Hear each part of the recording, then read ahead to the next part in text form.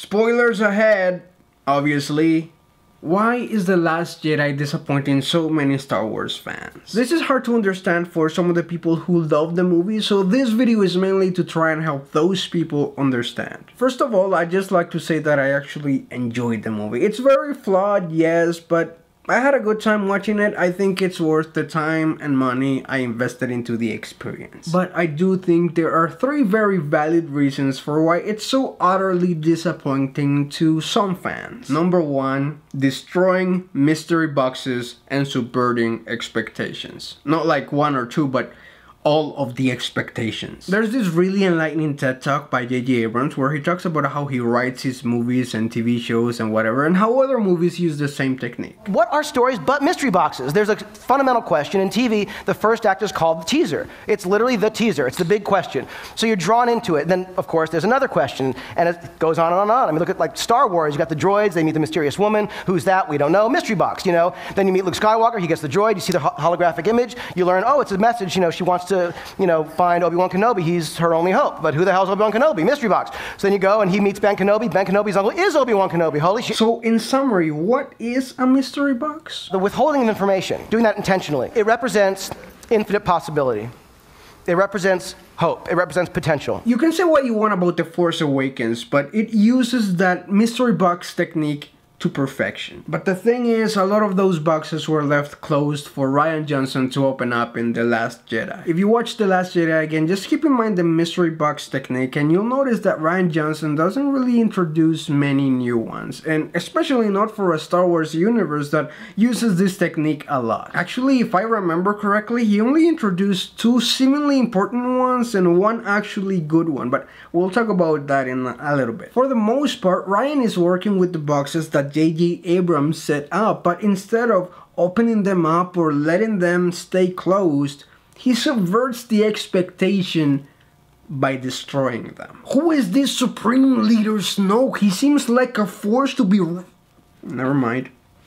He dead. Oh, he's not coming back from that. Who the heck are Rey's parents? Oh, there were nobodies who just hold her for cash and then died? Oh my gosh, that's really cool. I mean, we only spent a movie and a half exploring that lingering mystery, but this is satisfying. This scratches that itch. Why is Luke Skywalker hiding in this mysterious island? Wait, what? He actually trained Kylo Ren but failed to see his darkness in time? What? Never mind, he actually tried to kill Ben Solo, which turned him into Kylo Ren? What? Never mind again? This was all just a misunderstanding which led Kylo to killing all the student Jedi, burning them alive because they didn't follow him? That's crazy. I actually like that one, to be honest. That one worked for me. I still mention it though because it still feels a bit cheap that the whole movie is basically subverting expectations, like all of it. Don't get me wrong, subverting expectation is actually a good thing when it serves the story. But it just feels like more importance is being placed on taking the story where the fans don't expect it to go, just somewhere very different, rather than just crafting the best story possible, even if fans guess it. Why can't we just guess where it's gonna go? I mean, is that so bad? What if our guess is better than your writing? You don't have to do what people expect. Actually, you shouldn't. But when you present someone with a mystery, you're basically making them a promise that this will pay off somehow. I actually don't care that Rey's parents are nobodies. Actually, I kind of like the implications of it. The problem is that it makes most of Rey's arc a red herring. The problem is that so much time was dedicated into alluding that there is some sort of importance into who Rey's parents are that, you know, looking in retrospect, all of that just feels like it was a waste of time. But it just seems like Rian Johnson doesn't really care about giving you a seemingly important storyline and then, hey, no, it's actually irrelevant. Finn.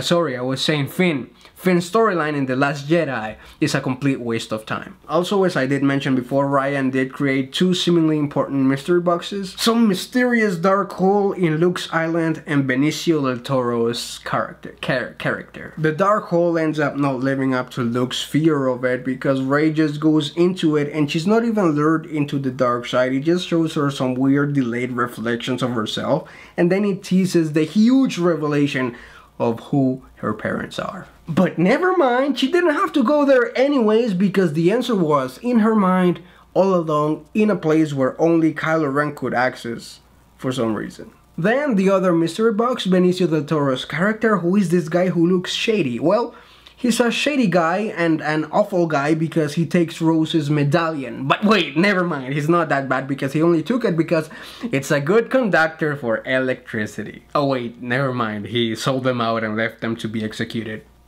Cool, that makes perfect sense. The one mystery box introduced by Rian that I did like a lot was this mysterious force link that Rey and Kylo Ren had, where they could see each other and talk to each other from galaxies apart. It was cool because you were thinking, wait, what does this mean? Is this a hint into who Rey's parents are, or does this mean something else? Or wait, what?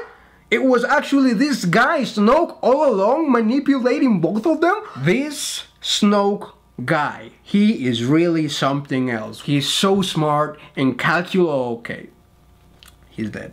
That brings me to big issue number 2, stupid characters. Bro, Snoke, you were just inside Kylo Ren's head. You actually used his connection to Rey to manipulate both of them into getting her here. Do you really think it's the wisest decision to torture her in front of him and then ask him to kill her? I mean, I guess you can't answer now because that decision got you killed, you stupid idiot. Oh, nice. Finn has to break into the enemy spaceship to turn off the tracker. But they have to travel to some other planet to contract some hacker they've never met and then come back? Wait, hold on. Back up. You have that much time and the ability to take people off your ship undetected by the enemy to a nearby planet? Just freaking do that.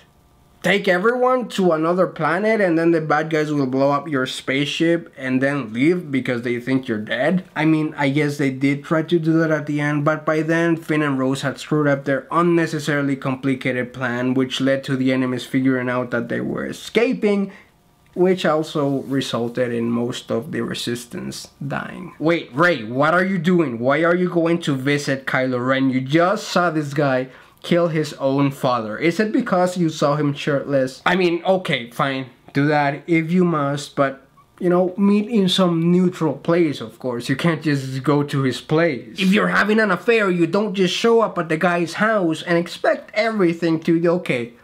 I guess it did work out. I mean, stupid decision, but I'm very glad it worked out for you. Okay, so Kylo Ren, Mr. Snoke, General Hux, you're telling me that you have what's left of the resistance right in front of you with very limited fuel and very limited weapons, and the only solution you can come up with to them evading your big gun is to just wait out until they run out of fuel? That's the only thing you can do right now?